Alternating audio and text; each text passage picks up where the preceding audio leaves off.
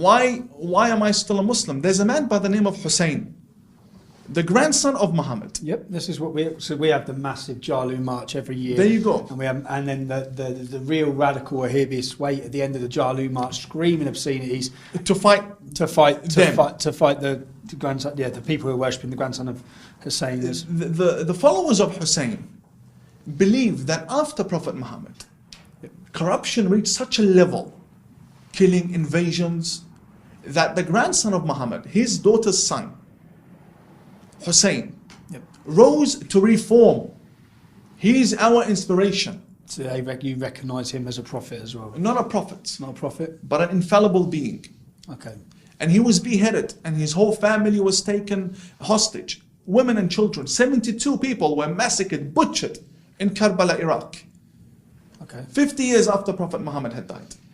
By 100,000 soldiers, completely butchered. Their heads were chopped off and they were carried from Iraq to Syria.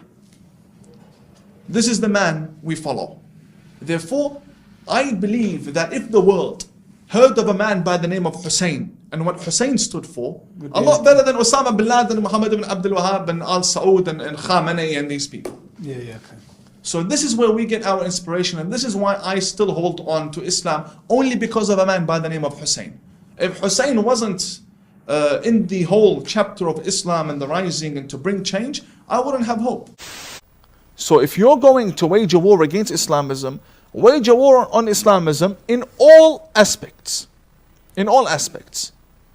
I can't speak for the foreign ministry of America because clearly they have had issues with Syria, with Iran, and so on. Therefore, there are efforts against Islamism, and there are efforts against Islamic terrorism, and there are efforts against the violent Islamic regimes around the world. However, within America, we also need to make sure that we tackle the Muslim Brotherhood, the Islamization of certain areas, the hundreds of mosques that are being built without any monitoring, the unvetted immigration system. So if we are going to tackle Islamism, it's not limited to Donald Trump. Donald Trump is not the savior. He's here for a few years and he will leave, and then another one will come after him. They could undo everything this current president has done. Our war against radical Islam isn't limited nor dependent upon the President of the United States, whoever he may be. The main issue is that whoever comes and sits on the chair in Washington, D.C. needs to understand that the war against Islamism isn't a war of 4 years or 8 years. It is a war of ideology. Therefore, the sanctions that need to be placed upon these Islamic regimes that are sending their missionaries around the world, spreading radical Islam, the sanctions need to be realistic. And they can't be, you give me money, I will let you do whatever you want to do. I support a strong America. I support strong American borders.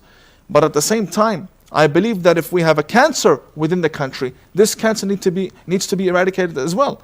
Therefore, the Islamization of certain Islamic centers within America also needs to be dealt with. So yes, I support the current efforts of the current American administration. Let's be very realistic. All of these claims are, childish, very childish. Opposing Australia Day in Canada, changing the anthem, like gender neutral. What is this joke? Is your Quran gender neutral? No, it's going to be now. Well, no, it's my book as well, but I'm talking to people like Omar al-Ghabra and these politicians. Is the Quran you read gender neutral? Muslim Brotherhood, is that gender neutral? Fix your name. The Muslim Peoplehood. The human, no, or the human. Your move. Yeah, your move, Muslim Brotherhood. The events in Manchester have sent shockwaves right around the world, and now Australia's Muslim leaders are speaking out against the atrocity. Joining us now, Dr. Jamal Rifi, who's a prominent figure in Sydney's Lebanese Muslim community, and Sheikh Imam Tawhidi from the Islamic Association of South Australia. First, you, Imam, the suicide bomber, 22 years old, born in Manchester. How did these young people get radicalised? Good morning. Basically, we need to be very realistic when dealing with this matter.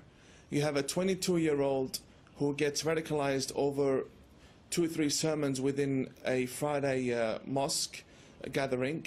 And the killer of Curtis Chang in Sydney was 15-year-old. And just on the 23rd of this month, 2 days ago, we had a 22-year-old female who is now being arrested, or was arrested, after having ties with ISIS in Adelaide. Now, this age is an age where someone would expect people to be going out, having fun. But no, we have a large number of youth that are being radicalized.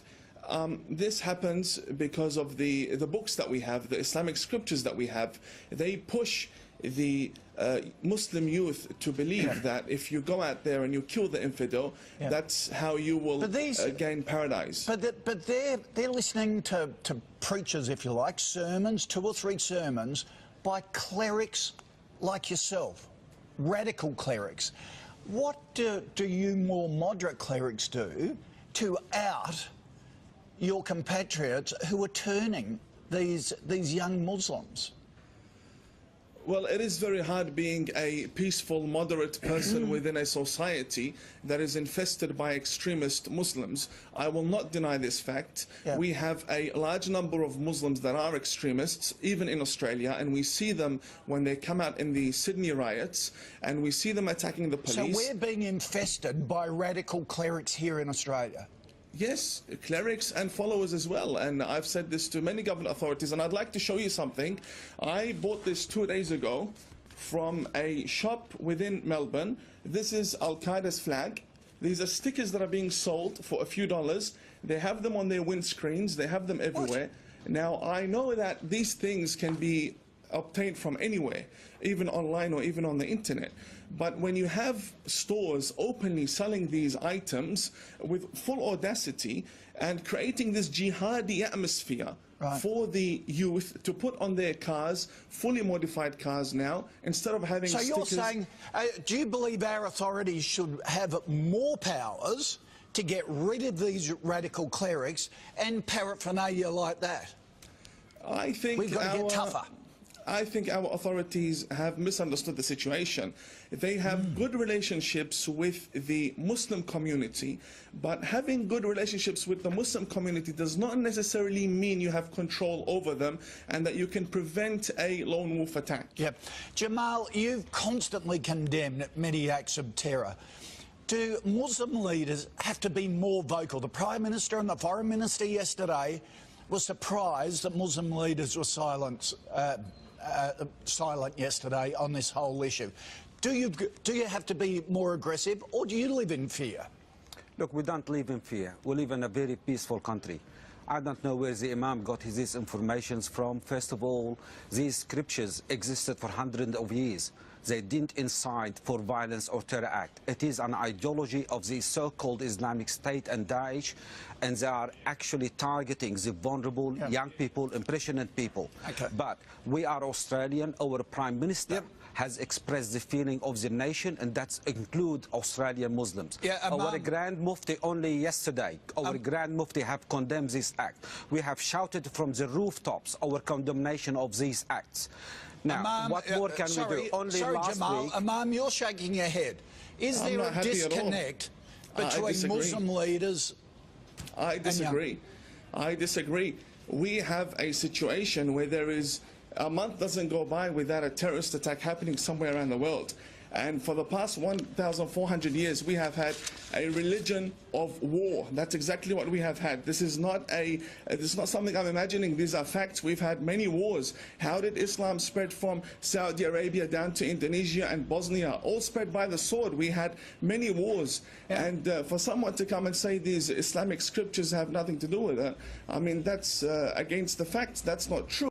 The Islamic scriptures is exactly what is pushing these people to behead the infidel. Let me tell you something. The people that are beheading, that the person that killed the young girls in Manchester did so believing he was going to dine with the Prophet Muhammad that very night. And that is because the Islamic scriptures... That's not true. There is nothing...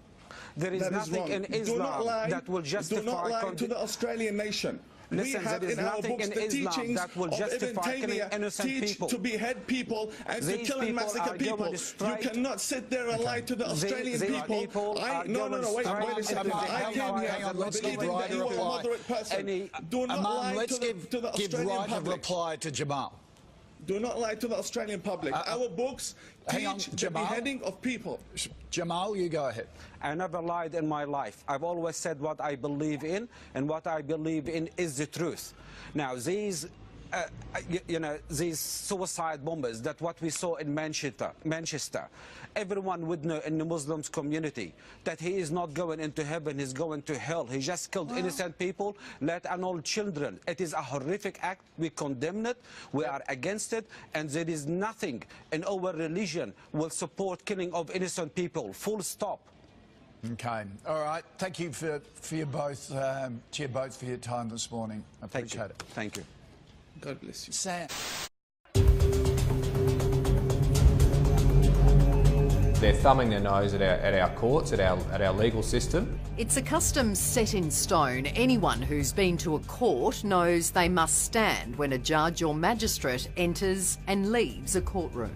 I believe that's an important tradition in our courts, and one which assists all the community to understand the respect that should be afforded to the office of a judicial officer. However, standing for a judge is a show of respect that doesn't wash with a growing number of people, mainly Islamists. In one of the most recent cases just last week, 5 alleged terrorists refused to rise for a Melbourne magistrate. Even a group of their supporters snubbed her, their lawyer explaining they were simply adhering to their faith. If a judge requests that someone rises before him in court, the person needs to rise regardless of whatever religion they're from. And if the judge says sit down, they need to sit down. Then there was Muhammad Isaka. The father of 8 had been charged with rioting in a violent protest in Sydney's CBD. And when it came time for him to face court, he refused to accept responsibility and refused to stand for his female magistrate. Do you think you're being disrespectful? He's got no comment at this stage. Isaka claimed he couldn't stand because his religious beliefs wouldn't allow it. The magistrate Jacqueline Millage stopped short of charging him with contempt, but told his lawyer she's never been treated with such disrespect. You can tell me where it is in his religion that it says he cannot stand. Under Islamic law, there's no reason why someone shouldn't stand up before a judge. Now, I don't know how that works in the real world, so that may be fine wherever they're from, but here in Australia, what we do is we stand up when judges or magistrates enter the court, and that's what they'll be required to do.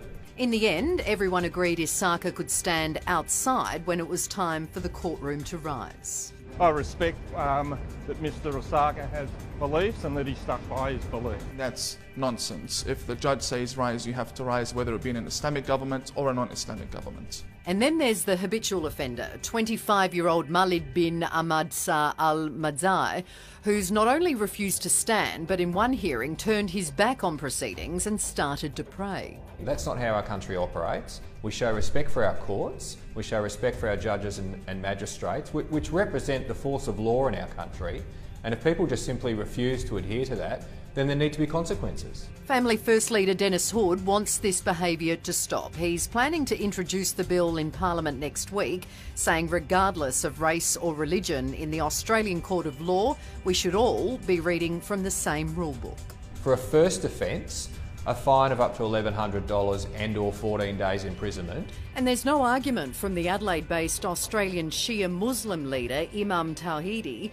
He not only supports the proposal but describes any Muslim who doesn't stand up as an extremist. The people that refuse to stand before the judge usually, or in most cases, believe that the government of Australia or the government of anything other than an Islamic government is not a government that one should abide by because they're not the laws of God, and I am against this. A similar law's already been introduced in New South Wales, but the Law Society here thinks there's no real need. Rachel Shaw. There are provisions in each of our courts' jurisdiction to deal with people who misbehave or don't follow orders, to be dealt with as a contempt. But Dennis Hood's pressing ahead with his bill and hopes Parliament will be on the same page. If people believe that this is the right thing, I'd ask them to contact their MP and voice their support for this legislation to put the pressure on MPs to get it through.